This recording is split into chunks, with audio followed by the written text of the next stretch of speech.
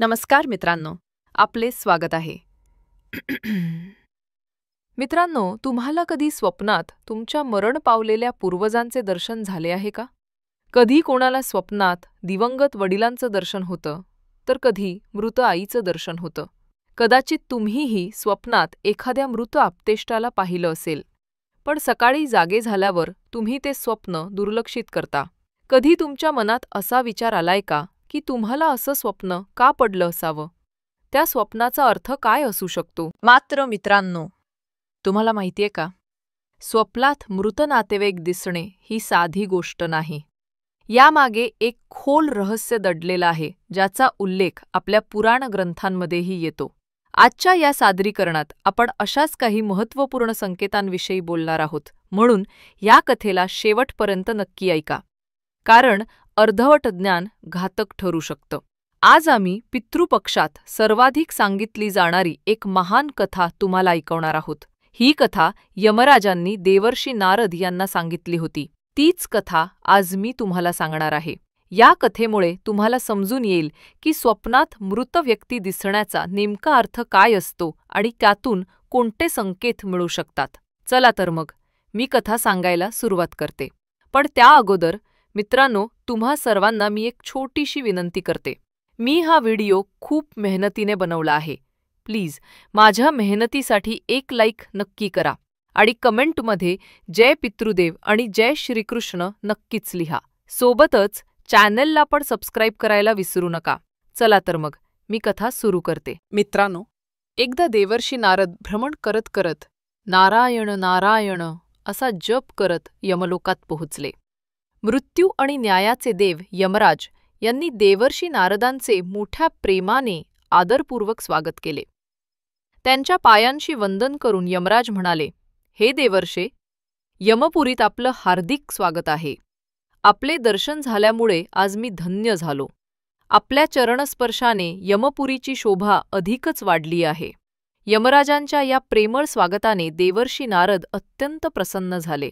नारदांनी देखील यमराजांना प्रणाम करून उत्तर दिलं, हे मृत्यूच्या देवता यमराज, आपल्यालाही माझा साष्टांग प्रणाम. आपल्या अगत्यशील आदर सत्काराने मी मनःपूर्वक आनंदित झालो आहे.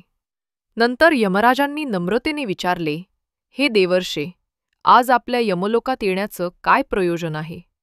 नक्कीच आपण काही महत्त्वाचं कार्य किंवा संदेश घेऊन आला असाल, किंवा आमच्याकडून काही चूक झाली आहे का? कृपया सांगा, मी आपली कोणत्या प्रकारे सेवा करू शकतो? देवर्षी नारद म्हणाले, हे धर्मराज, आपण मृत्यू आणि न्यायाचे देव आहात. आपण तीनही लोकातील सर्व जीवित आणि मृत जीवांचा लेखाजोखा ठेवता. आपल्याला संपूर्ण चराचर सृष्टीचा भूतकाळ आणि भविष्यकाळ देखील ज्ञात आहे.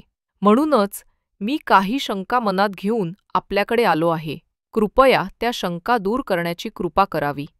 यमराजांनी विनम्रतेने विचारले, हे देवर्षे, आपण कोणत्या शंका घेऊन आलात? नारद मुनी म्हणाले, मी पृथ्वीलोकात फेरफटका मारून आलो. जंगलात मला पिशाच, भूत, प्रेत, वेताळ, पिशाचिनी अशा अनेक विकृत आणि भेसूर गोष्टी दिसल्या. त्या सर्व दुष्ट आत्म्या माणसांना त्रास देतात, त्यांना दुःख देतात. हा प्रकार का घडतो? हे भूतप्रेत मानवांना का छळतात? तसेच माझ्या मनात आणखी एक प्रश्न आहे. मनुष्य बऱ्याचदा स्वप्नात आपले दिवंगत पूर्वज दिसतात. तर अशा स्वप्नांचा नेमका काय अर्थ असतो? स्वप्नात मृत पूर्वजांचे दर्शन होणे म्हणजे नेमके कोणते संकेत मिळतात? मी संपूर्ण मानवजातीच्या कल्याणासाठी हे प्रश्न घेऊन आपल्या दारी आलो आहे. देवर्षी नारदांचे प्रश्न ऐकून यमराज म्हणाले, हे देवर्षी, मानवजातीच्या कल्याणासाठी तुम्ही अतिशय उचित प्रश्न विचारले आहेत. मी निश्चितच तुम्हाला या सर्व प्रश्नांची उत्तरे देईन. परंतु त्याआधी मी तुम्हाला एक परमपवित्र कथा सांगतो. या कथेतच तुमच्या सर्व प्रश्नांची उत्तरे मिळतील. तुम्ही ही कथा लक्षपूर्वक ऐका. जो कोणी मनुष्य श्रद्धेने या कथेचा श्रवण करील, त्याचे 32 अपराध मी स्वतः क्षमा करीन. यमराजांच्या तोंडी परमपवित्र कथा असा उल्लेख येताच नारद मुनी अधिक उत्सुक झाले. ते आदराने म्हणाले, हे धर्मराज, कृपा करून ती महान कथा मला सांगावी. आपण सांगाल त्या प्रत्येक शब्दाकडे मी लक्ष देऊन ऐकेन. यमराजांनी मान डोलावली आणि त्यांनी कथा सांगायला सुरुवात केली. तुम्ही पण मित्रांनो ही कथा लक्ष देऊन ऐका. मी तीच कथा तुम्हाला सांगणार आहे. एकेकाळी मध्य देशात एक अत्यंत सुंदर आणि समृद्ध नगरी होती. तिथे धर्मन नावाचा एक श्रीमंत सेठ आपल्या 4 भावांसह राहत होता. त्याच्या भावांची नावे सुमन, नंदन, विरचन आणि विभान होती. सेठ आणि त्याच्या सर्व भावांचा विवाह झाला होता आणि ते सारे एकत्र प्रेमाने राहत असत. सेठकडे कोणत्याही गोष्टीची कमतरता नव्हती. तो आणि त्याचे भाऊ कठोर परिश्रमाने मिळून व्यापार आणि शेती करत असत. संपूर्ण नगरात त्या सेठ एवढा धनवान दुसरा कोणीही नव्हता. ही सर्व संपत्ती त्या सेठला त्याच्या पूर्वजांकडूनच प्राप्त झाली होती. सेठचे पूर्वज फार दानशूर आणि परोपकारी होते. ते नेहमीच दानधर्म करत तसेच अनेक प्रकारचे यज्ञ, होम आणि धार्मिक कर्मे करत. पण सेठ स्वभावाने मात्र अतिशय कंजूष होता. त्याच्या अंगी पूर्वजांचे एकही सद्गुण नव्हते. सेठ ना कधी दानधर्म करी, ना यज्ञ होम इत्यादी विधी. त्याने धन तर खूप जमवले, पण त्याचा सत्कर्मासाठी कधी उपयोग केला नाही. त्याने कधी कोणाला 1 पैसा सुद्धा दान दिला नाही आणि कधी कोणा भुकेल्याला अन्न देखील पुरवलं नाही. सेठचे पूर्वज मंदिरात भंडारे आयोजित करत असत, गरजूंना वस्त्र आणि अन्नदान करत असत. मात्र सेठने आपल्या पूर्वजांचं कधीच अनुकरण केलं नाही. तो सारखा अधिकाधिक धन कमवून ते साठवण्याच्या मागे लागला होता. त्यामुळे त्याच्याकडे प्रचंड धनसंपत्ती जमली. पण त्याच्या या वृत्तीमुळे त्याचे पूर्वज मनातून खूप दुःखी आणि नाराज झाले. दरवर्षीप्रमाणे पितृपक्ष आला. पितृपक्षात आपल्या वंशजांनी आपलं श्राद्ध आणि तर्पण करावं अशी अपेक्षा सर्व पितर ठेवून असतात. पण त्या सेठच्या आणि त्याच्या भावांच्या कुणीही आपल्या दिवंगत पूर्वजांसाठी ना श्राद्ध केलं ना तर्पण. त्यांनी दानधर्मही काही केला नाही आणि एखाद्या भुकेल्या प्राण्याला अन्न देखील दिलं नाही. आपल्या पुत्रांची अशी दुष्ट वृत्ती बघून सर्व पितर अत्यंत खिन्न आणि दुःखी झाले. सेठच्या पूर्वजांना आपल्या मुलांचे हे वर्तन अजिबात पटत नव्हते. त्यामुळे ते पितृलोकात देखील अस्वस्थ आणि व्याकुळ राहू लागले. धनाच्या लालसेत सेठ इतका अंधळा झाला होता की त्याने आपल्या पूर्वजांना पूर्णतः विसरून टाकलं.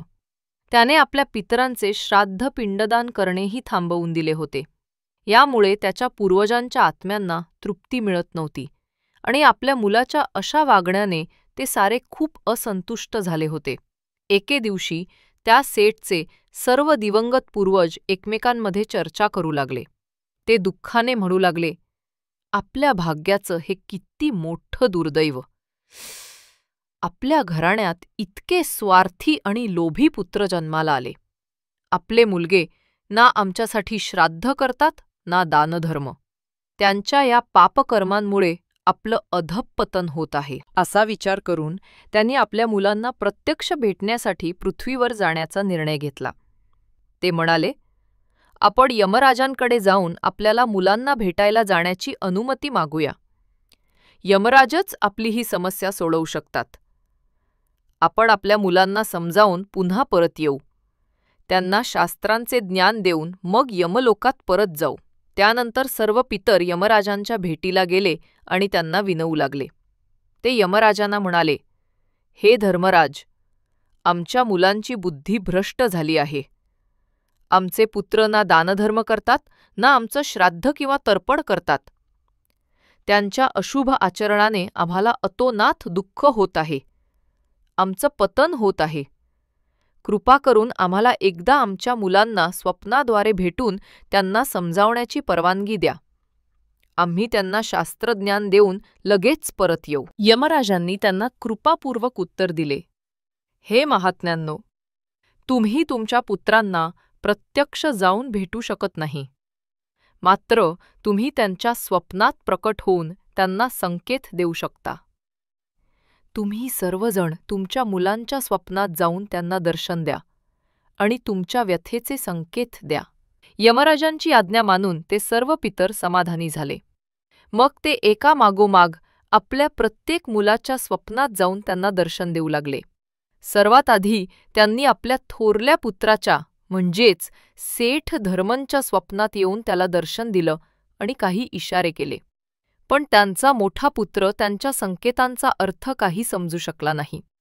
दुसऱ्या दिवशी जागा झाल्यावर तो ते स्वप्न विसरून गेला आणि पितरांनी दिलेले इशारे देखील त्याने दुर्लक्षित केले. यामुळे ते सर्व पितरगण पुन्हा निराश झाले. त्यांनी बाकी मुलांच्या स्वप्नातही जाऊन त्यांना दर्शन देण्याचा प्रयत्न केला आणि त्यांनाही विविध प्रकारचे संकेत दिले. पण दुर्दैवाने इतर कोणत्याच पुत्रानेही ते संकेत लक्षात घेतले नाहीत. कोणीही आपल्या पूर्वजांच्या दिलेल्या इशाऱ्यांचा अर्थ लावू शकले नाहीत. आपल्या मुलांनी दिलेल्या संकेतांकडे साफ दुर्लक्ष केल्यामुळे ते सर्व पितर अत्यंत दुःखी आणि रागावले. सेठ आणि त्याचे भाऊ धनाच्या हव्यासाने पूर्ण अंधळे बनले होते. त्यांना आपल्या पितरांकडून मिळालेल्या दिव्य इशाऱ्यांचे काहीच मोल उरले नव्हते. पण पितरांनी स्वप्नात दर्शन दिल्यानंतर काहीच दिवसात त्या सेठला व्यापारात प्रचंड तोटा सहन करावा लागला. त्याच्या व्यापारात एकामागोमाग एक घसरण होऊ लागली, ज्यामुळे पाहता पाहता त्याची सर्व धनसंपत्ती नष्ट झाली.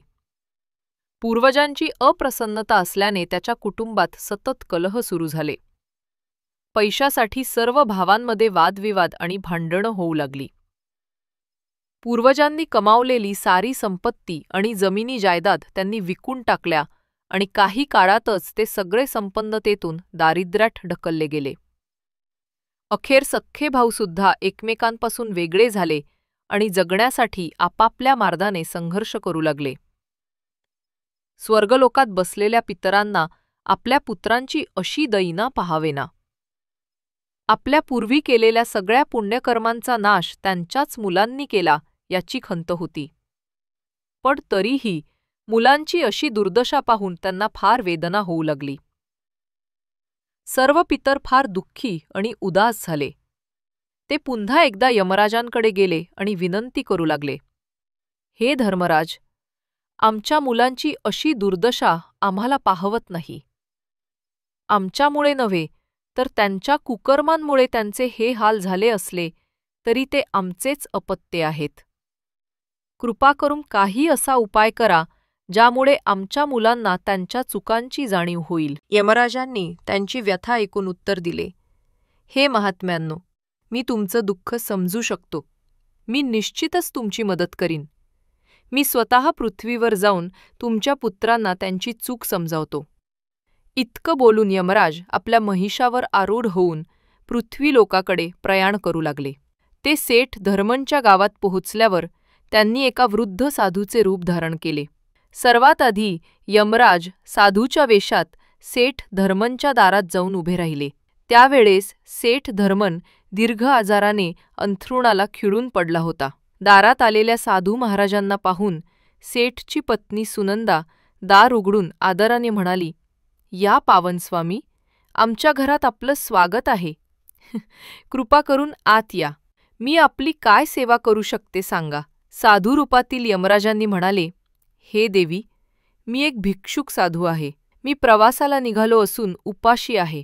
दान म्हणून थोडं अन्न मिळालं तर मोठी कृपा होईल. साधूंचं बोलणं ऐकून सुनंदा म्हणाली, नक्की महाराज, तुम्ही थांबा. मी लगेचच तुमच्यासाठी काही भोजन घेऊन येते. साधू रूपातील यमराजांनी सुनंदाच्या चेहऱ्यावरचे दुःखाचे भाव लक्षात घेतले. ते शांतपणे म्हणाले, हे कन्ये, तुझ्या मुखमंडळावर काहीतरी दुःख दिसत आहे. काही गुपित नसेल तर मला सांग बघू, तुझ्या दुःखाचं कारण काय आहे? सुनंदाने डोळ्यात अश्रू आणत उत्तर दिले, हे साधू महाराज, तुम्ही बरोबर ओळखलं. पूर्वी आम्ही खूप श्रीमंत आणि सुखी होतो. माझे पती आणि त्यांचे भाऊ सारे गुण्यागोविंदाने एकत्र राहत होते. पण अचानक सर्व भावांमध्ये भयंकर वाद झाला. आमचा भरभराटीचा व्यवसाय काही दिवसातच पूर्णपणे कोलमडला आणि आम्ही सगळे अत्यंत गरिबीला आलो. माझे पती आजारी पडले आणि अंथरुणातून उठण्याचीही त्यांची ताकद उरली नाही. हे आमच्यावर कोणत्या दोषामुळे आलं आहे? कृपा करून आम्हाला या दुःखातून मार्ग दाखवा. तेवढ्यात आत अंथरुणावर पडलेले सेठ धर्मनही त्यांचं संभाषण ऐकत होते. त्यांनी कशीबशी उठून दाराशी येत अश्रू भरल्या डोळ्यांनी त्या साधूला प्रश्न केला, हे साधू महाराज, कृपा करून मला सांगा, मी असा कोणता पाप केला की माझं सर्व काही नष्ट झालं? माझे भाऊ मला सोडून गेले आणि मी ह्या रोगानं गलित गात्र झालो आहे. साधूंनी त्या सेठकडे पाहत गंभीर स्वरात उत्तर दिलं, हे पुत्र, तुझ्या घरावर पितृदोष आहे, ज्यामुळे तुझी ही दुर्दशा झाली आहे. तुझ्या कृतीमुळे तुझ्यावर तुझ्या पितरांचा कोप झाला आहे. सेठने आश्चर्याने विचारलं, महाराज, मी काय केलं आहे? माझ्या कोणत्या कर्मामुळे माझे पूर्वज रुष्ट झाले आहेत? साधू म्हणाले, हे पुत्र, तू आपल्या पूर्वजांना नाराज केला आहेस. तुझ्या पूर्वजांनी स्वतः जे धन, संपत्ती आणि पुण्य कमावलं होतं, ते सर्व तू आणि तुझ्या भावांनी क्षणात उधळलं. तुमच्यापैकी कुणीही तुमच्या पितरांचे श्राद्ध केलं नाही, तर्पण केलं नाही. त्यामुळे तुमच्या सर्व पूर्वजांच्या आत्म्या भूक-प्यासी अस्वस्थ राहिल्या आहेत आणि ते संतप्त झालेत. तुझ्या पूर्वजांनी स्वप्नांत येऊन तुला कित्येक महत्त्वाचे इशारे दिले, पण तू त्याकडे दुर्लक्ष केलंस. तू तुझ्या पितरांचा अपमान केलास, म्हणूनच तुझं सारं वैभव नष्ट झालं आहे. हे ऐकताच सेठ धर्मनच्या डोळ्यासमोर पूर्वी त्याला पडलेली स्वप्न तरळून गेली. तो हतप्रभ झाला.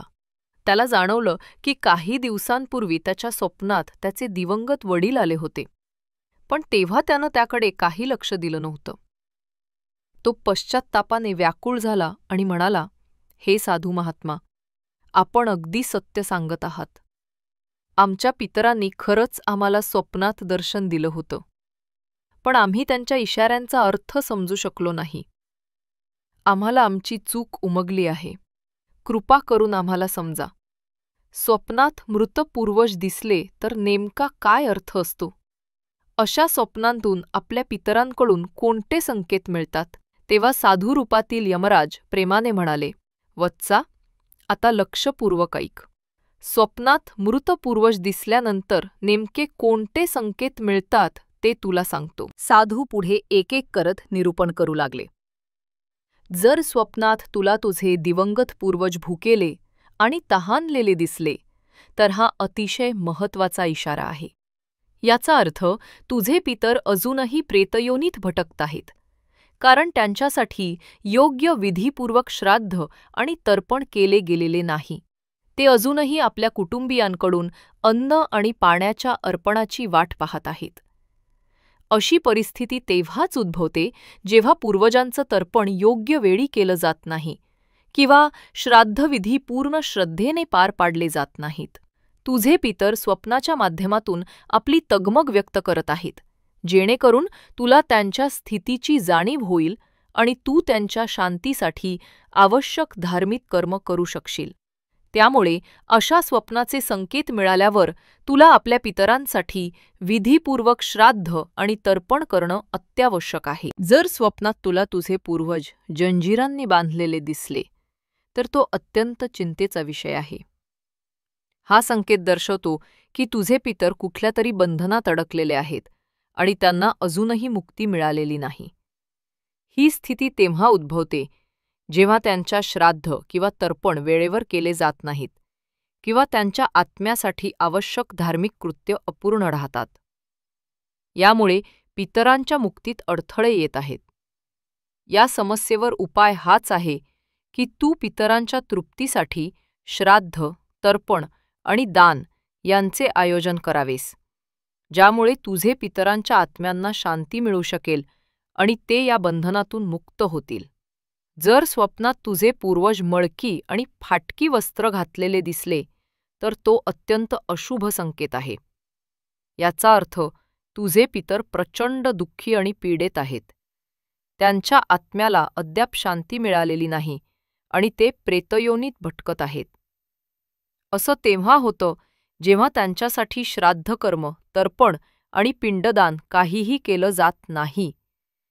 त्यामुळे असं स्वप्न पडल्यानंतर आपल्या पितरांच्या आत्म्याच्या शांततेसाठी तातडीने पिंडदान आणि तर्पण करणं गरजेचं ठरतं. जर स्वप्नात तुझे पूर्वज तुझ्याकडे काही मागताना दिसले, तर त्यामागचा अर्थ असा की त्यांची एखादी इच्छा अपुरी राहून गेली आहे. त्यांचं जीवनकालातलं काही महत्त्वाचं ध्येय अधुरं राहिलेलं आहे, ज्यामुळे त्यांना मुक्ती मिळण्यात बाधा येत आहे. अशा स्वप्नात ते कोणती वस्तू किंवा गोष्ट मागताहेत हे बघणं अत्यावश्यक असतं. तुला त्या वस्तू समान काहीतरी किंवा ती वस्तूच दान केली पाहिजे, जेणेकरून त्यांच्या अपूर्ण इच्छेची पूर्तता होईल आणि त्यांच्या आत्म्याला शांती मिळेल. त्यांच्या सर्व इच्छांची पूर्तता झाल्यावरच त्यांना प्रेतयोनीतून मुक्ती लाभू शकते. जर स्वप्नात तुझे पूर्वज प्रेमाने तुझ्या डोक्यावर हात फिरवत असल्याचं दिसलं तर तो अत्यंत शुभ संकेत समजावा. याचा अर्थ तुझे पितर तुझ्यावर अतिशय प्रसन्न आहेत आणि तुला मनःपूर्वक आशीर्वाद देत आहेत. अशा स्वप्नाचा अर्थ असा होतो की तुझ्या जीवनात लवकरच काहीतरी चांगलं घडणार आहे आणि तुझे पूर्वज सदैव तुझ्यावर आपल्या आशीर्वादाची छत्रछाया ठेवून आहेत. हा संकेत तुझे पितर तुझ्यावर किती प्रसन्न आहेत याचं द्योतक आहे, जो त्यांच्या आशीर्वादाच्या रूपाने प्रकट झाला आहे. जर स्वप्नात तुझे पूर्वज तुझ्याकडे हात पुढे करताना दिसले तर तो सुद्धा अत्यंत शुभ संकेत आहे. याचा अर्थ तुझे पितर तुझ्या प्रयत्नांवर खुश आहेत आणि तुला जीवनात यश प्राप्त होईल. असे स्वप्न दिसणं दर्शवतो की तुझे पितर सदैव तुझ्या पाठीशी आहेत आणि तुझ्या उन्नतीसाठी त्यांचा आशीर्वाद तुला मिळत आहे. अशा प्रकारचं स्वप्न पडलं तर तुला हे निश्चित करायला हवं की तू योग्य मार्गावर चालत आहेस. जर स्वप्नात तुझे पूर्वज अचानक अदृश्य झाले तर तो एक गंभीर इशारा आहे. याचा अर्थ तुझ्या आयुष्यात कुठलं तरी संकट घुंगावतो आहे आणि तुला अधिक सतर्क होणं आवश्यक आहे. असं स्वप्न सूचित करतं की लवकरच तुझ्या आयुष्यात एखादी मोठी अडचण उभी राहू शकते. अशा स्वप्नातून आपणही शिकून घ्यायला हवं की येऊ घातलेल्या कठीण प्रसंगाला तोंड देण्यासाठी मानसिक आणि आध्यात्मिकदृष्ट्या सज्ज राहायला हवं. जर स्वप्नात तुझे पूर्वज रागावलेले दिसले तर तो दर्शवतो की ते तुझ्यावर अप्रसन्न आहेत. तुला कदाचित कोणतं तरी असं कर्म करत आहेस जे त्यांना अजिबात पटत नाही आणि तू ते कर्म थांबवावंस अशी त्यांची इच्छा आहे. हा स्वप्नातून दिलेला इशारा आहे की तुझ्या वर्तनात काहीतरी चूक आहे आणि तुला त्वरित आपल्या मार्गाचा पुनर्विचार करायला हवा. असा स्वप्न आल्यानंतर तुला आपले कृत्य तपासून पाहायला हवे आणि चुकीचा मार्ग सोडून देऊन योग्य मार्ग अनुसरावा. जर स्वप्नात तुझे पितर रडताना दिसले तर तो अत्यंत अपशकुनी संकेत आहे. याचा अर्थ लवकरच तुझ्या आयुष्यात एखादं मोठं संकट ओढवू शकतं आणि तुझे पूर्वज त्या संभाव्य दुःखाने व्यथित झाले आहेत. अशा स्वप्नाद्वारे ते तुला सावध करू पाहतात की तू जागरूक राहावंसं आणि ईश्वराच्या भक्तीत मन लावावंसं, जेणेकरून येऊ घातलेल्या संकटातून तुझं रक्षण होऊ शकेल. जर स्वप्नात तुझे पितर निरोगी, प्रसन्न आणि तेजस्वी स्वरूपात दिसले तर तो अत्यंत शुभ संदेश आहे. याचा अर्थ तुझ्या पितरांना मुक्ती लाभली आहे आणि ते तुझ्यावर प्रसन्न आहेत.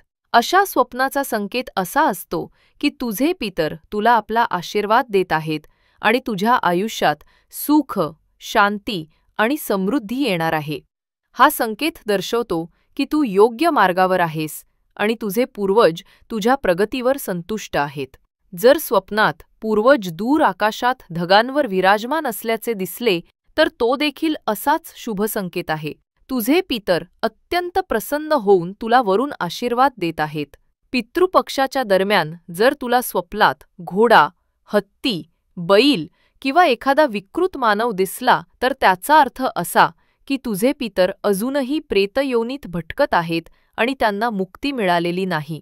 हा देखील संकेत असतो की ते तुझ्यावर फार नाराज आणि दुःखी आहेत. असे स्वप्न पडल्यानंतर तुला ताबडतोब पितरांच्या संतोषासाठी श्राद्धविधी आणि दानधर्म करायला हवे, ज्यामुळे त्यांच्या आत्म्याला शांती मिळेल. आणि शेवटची गोष्ट लक्षात ठेव. जर स्वप्नात तुला एखादं पशु, उदाहरणार्थ कुत्रा, बैल, गाय वगैरे मानवांसारखं बोलत असल्याचं दिसलं तर तो अत्यंत दुःखद आणि विचलित करणारा संकेत आहे. याचा अर्थ तुझ्या पितरांच्या आत्म्यास शांती मिळालेली नाही. याचा संकेत असा आहे की तू त्यांच्या आवश्यक धार्मिक कर्तव्यांपैकी काहीतरी अद्याप पूर्ण केलेलं नाही. या स्थितीत तुला लवकरात लवकर तर्पण, पिंडदान किंवा इतर आवश्यक श्राद्धकर्म करून तुझ्या पितरांच्या आत्म्याच्या शांतीसाठी प्रार्थना करायला हवी. आपलं विस्तृत वर्णन संपवून साधू म्हणाले, म्हणूनच हे पुत्र, जर तुला या प्रकारची कुठली स्वप्न पडत असतील तर तुला आपल्या पूर्वजांना प्रसन्न करण्यासाठी त्वरित दानधर्म, श्राद्ध आणि तर्पण वगैरे विधी करायला हवेत. त्याने तुझ्यावरचे सर्व कष्ट दूर होतील. साधूच्या तोंडी हे शब्द पडताच सेठ धर्मनला आपल्या चुकांची जाणीव झाली. त्याच्या डोळ्यांत पश्चात्तापाचे अश्रू उभे राहिले. तो तत्काळ साधूंच्या चरणांवर पडला आणि रडवेला होत म्हणाला, हे महात्मन, आपल्या कृपेने माझे डोळे उघडले गेले. लोभ आणि अहंकाराच्या कारणाने मी माझ्या पितरांकडे दुर्लक्ष केलं. हा माझा मोठा अपराध आहे. आपण मला सत्याचा मार्ग दाखवला त्याबद्दल मी सदैव आपला ऋणी राहीन. आता आपण सांगितलेल्या मार्गावरूनच मी चालत राहीन आणि माझ्या पितरांना प्रसन्न करण्यासाठी जी काही कर्तव्ये आहेत ती नित्य नियमाने पार पाडीन. हे ऐकून साधू रूपातील यमराज समाधानाने हसले. त्यांनी सेठच्या डोक्यावर हात ठेवून त्याला आशीर्वाद दिला आणि पुढच्याच क्षणी ते साधू तिथून अदृश्य झाले. साधू महाराजांच्या अद्भुत दर्शनाने सेठ दाम्पत्य थक्क झाले. त्यांना उमगले की त्यांना साक्षात्कार घडवणारे साधू सामान्य मानव नसून स्वर्गातून पाठवलेले एखादे दैवी दूत असावेत. त्यांनी त्या दिव्य अतिथीला मनोभावे वंदन केले. यानंतर सेठ धर्मनने लागलीच आपल्या साऱ्या भावांना बोलावून घेतलं. लवकरच त्याचे चारही भाऊ त्याच्या घरी जमले. धर्मनने त्यांना त्या साधू महाराजांनी सांगितलेल्या सर्व गोष्टी कथन केल्या. भाऊंना हे समजताच त्यांनाही त्यांच्या चुकांचे भान आले. त्यांनाही आठवलं की पूर्वी त्यांच्याही स्वप्नात त्यांचे पूर्वज येऊन काही संकेत देत असत, पण ते हसण्यावरी नेत असत. आता साधूंच्या सांगण्याने त्यांच्या डोळ्यांवरची झापड दूर झाली. सर्व भावांच्या हृदयात पश्चात्तापाने जागा घेतली. त्यांनी तात्काळ आपला वाद आणि अहंकार विसरला आणि पुन्हा एकत्र यायचं ठरवलं. सर्व भाऊ मिळून जवळच्या पवित्र नदीच्या तीरावर गेले. त्यांनी आपल्या दिवंगत पूर्वजांच्या आत्म्यांच्या संतोषासाठी विधिवत श्राद्ध, तर्पण आणि पिंडदान केलं. त्यांनी गरजू लोकांना अन्न-वस्त्र दान केलं आणि भक्तिभावाने देवदेवतांचे स्मरण करून पितरांसाठी प्रार्थना केली. पूर्वजांच्या आत्म्यांना शांती मिळावी म्हणून जे जे आवश्यक ते सगळे धार्मिक विधी त्यांनी मनःपूर्वक पार पाडले. त्या विधींपश्चात काही दिवसांनीच एके रात्री त्या सर्व भावांच्या स्वप्नात पुन्हा त्यांचे पूर्वज प्रकट झाले. पण यावेळी स्वप्नातले दर्शन अत्यंत शुभ आणि आनंददायक होते. पूर्वज प्रसन्न आणि तेजस्वी भासले. त्यांनी आपापल्या मुलांना आशीर्वाद दिले. सेठ धर्मनाला दिसलं की त्याच्या दिवंगत पिताश्री शुभ्र वस्त्र परिधान करून मंद स्मित करत त्याच्या समोर उभे आहेत. मग त्या तेजस्वी पितृसत्तेने पुढे येऊन प्रेमळ हाताने धर्मनाच्या डोक्यावर हात फिरवला. इतर भावांनीही आपल्या स्वप्नात असेच दृश्य पाहिले. त्यांचे पितर त्यांच्यासमोर आनंदित होऊन उभे होते आणि त्यांना हृदयापासून आशीर्वाद देत होते. स्वप्नात आपल्या पितरांकडून असे शुभ संकेत आणि आशीर्वाद मिळाल्यावर त्या सर्व भावांच्या मनातील अंधकार नाहीसा झाला. त्यांच्या हृदयात आनंदाची आणि शांतीची एक लहर दाटून आली. आपल्या पूर्वजांच्या कृपेने जीवनात पुन्हा प्रकाश आला हे पाहून त्यांच्या डोळ्यात कृतज्ञतेचे अश्रू उभे राहिले. त्यांनी मनोमन आपल्या दिवंगत पूर्वजांचे शतशः आभार मानले. पूर्वजांच्या आशीर्वादाने लवकरच त्यांचे जीवन पुन्हा सुख, शांती आणि समृद्धीने भरून गेले. सेठ धर्मन आणि त्याच्या भावांवरचे सगळे संकट आणि दोष नाहीसे झाले. ते पुन्हा एकत्र जमून प्रेमाने राहू लागले.